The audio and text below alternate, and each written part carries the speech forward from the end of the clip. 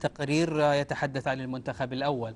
انطلق اليوم معسكر المنتخب الأول في الأحساء استعدادا لمباراة الودية أمام الكونغو.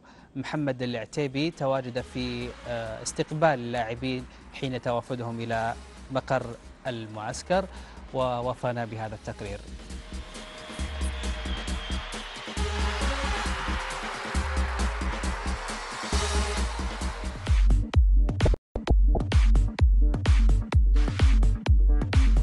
الحمد لله، يعني مباراة أظن أنها في الفيفا دي، وإن شاء الله أن نفوز فيها عشان نتقدم شوي بس في الترتيب حق المنتخبات. لا أكيد أنها تفيد. قبل لعبنا مع الجابون ومع إسبانيا وفي أيام الفيفا، هي بتفيدك في الاحتكاك وبتفيدك في الترتيب بين المنتخبات، فلها فائدة كبيرة.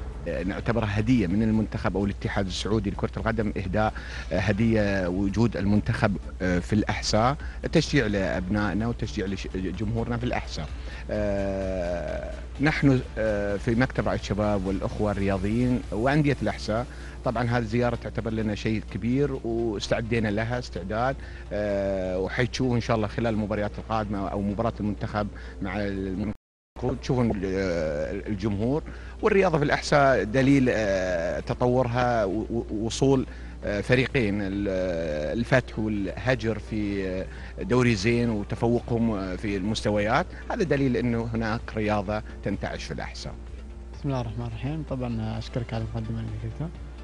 طبعا أكيد ليش الشرف لكل لاعب سعودي يمثل الوطن، وإن شاء الله نكون قد المسؤولية هذه، وإن شاء الله نستفيد من المعسكر هذا، ونكون هدفنا إن شاء الله الفوز في مباراة الكونغو إن شاء الله. شرف كبير إني أنضم للمنتخب السعودي، وإن شاء الله إني أحاول أقدم شيء كبير للمنتخب السعودي إن شاء الله يا رب. الشغل اللي قاعد نصير مو عشان نرجع للتصنيف، احنا قاعدين نأسس منتخب، عندنا مشاركات مهمة في دورة الخليج، في تصفيات كأس آسيا. التصنيف هذا يعني ناتج سنوات قديمة، مو بالسنة الأخيرة. يمكن السنوات الأخيرة ما كنا نلعب أيام فيفا، فمن الطبيعي أنك تتأخر. ولو كنا نبحث عن التصنيف ما كنا لعبنا مع منتخب زي إسبانيا يعني، ولا حنلعب مع الأرجنتين. احنا قاعدين نأسس منتخب إن شاء الله. لما تجي المشاركات الرسمية، المدرب عنده فكرة أنه يكون هناك في منتخب مستقبل، يعني من عناصر صغيرة بالعناصر الخبرة. فاحنا نبحث عن المحصلة الأخيرة من هذا الشغل.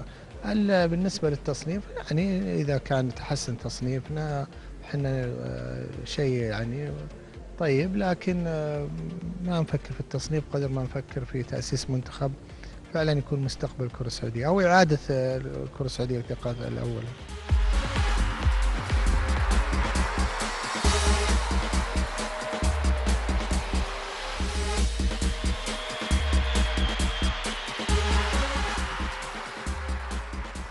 شكرا لزميل محمد العتيبي. سريعا توفيق، لا نطيل في الموضوع، تحدثنا طويلا، لكن إلى أي مدى نستطيع أن نتحدث عن فائدة من هذه المباريات؟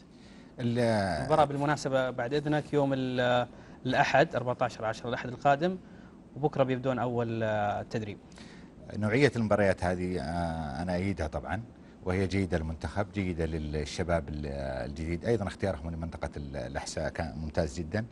المشكلة ليست في هذه المباراة، المشكلة في المباراة ما بعدها، مباراة الأرجنتين. أنا أعتقد أنهم سيكررون الخطأ اللي حدث مع إسبانيا، والإحباط اللي حدث حتى للشارع الرياضي السعودي، وكمية التندر التي حدثت المنتخب السعودي في أوروبا من الصحافة الأوروبية. أنا مع إقامة المباريات، ولكن ألا يعني ما نشطح فيها. الكونغو، الأردن، منتخب مصر الشقيق، المنتخبات اللي أعلى منا ولكن ليست بفارق كبير يعني. لكن فرق في أسبانيا كانت هي أول مباراة، الحين لعبنا مباراتين قبل، وفي الكونغو بعدها الثالثة، وبعدين بنلعب مع الأرجنتين. أعتقد الموقف مختلف ربما. لا ما هي يعني كان وجهة اعتراض الناس في ذلك اليوم أنه مش أول مباراة، لو خليتها الثانية الثالثة ممكن. حتى لو الثانية الثالثة يعني احنا نتكلم على مستوى المنتخب السعودي، مستوى اللاعب السعودي. يعني حتى لا نظلم المنتخب، لأن المنتخب هو نتاج الأندية واللاعبين. مستوى اللاعب السعودي أنا أعتقد أنه أقل بكثير من اقل بكثير كثير من هذه المنتخبات.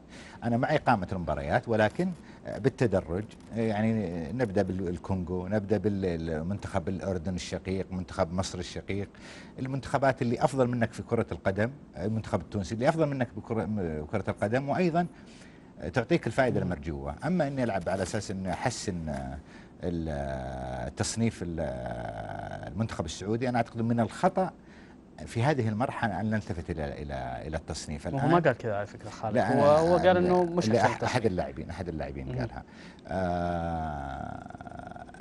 من يعني انت تظلم اللاعب السعودي وتظلم سمعه الرياضه السعوديه حينما تجعله في هذا الوقت بالذات بهذا المستوى بالذات يلعب مع المنتخبات الكبيره جدا. لكن مو صحيح ان المنتخب نتاج الانديه، مع احترام لهذه المقوله الشائعه، لان الانديه السعوديه 3 منها وصلت للدور الثمانيه، واثنين في دوري ابطال اسيا في القاره الاكبر.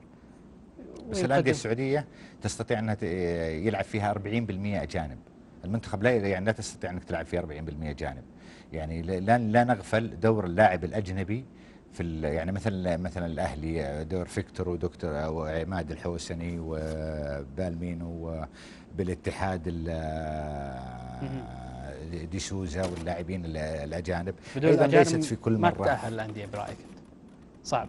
لا صعب. يعني اذا تجيني على اللاعب السعودي، اللاعب السعودي اكبر مقلب يعني حنا اقتنعنا فيه بفضل الإعلام والمبالغ الخيالية المبالغ فيها. طيب خليني أخذ رأي محمد، وهو أحد العاملين في الأندية، محمد الفايز مدير الكرة في نادي الوحدة.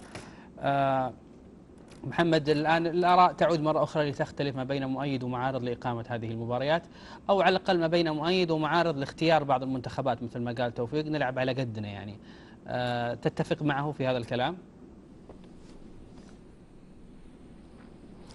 والله الحقيقة اللعب مع أو اختيار المباريات هذه أتصور أنه يعني يجب أن يكون دقيق، ولكن أنا أيضا مع إقامة مثل هالمباريات، لأنه هي السبيل الوحيد لتطوير المستوى وارتفاع الأداء.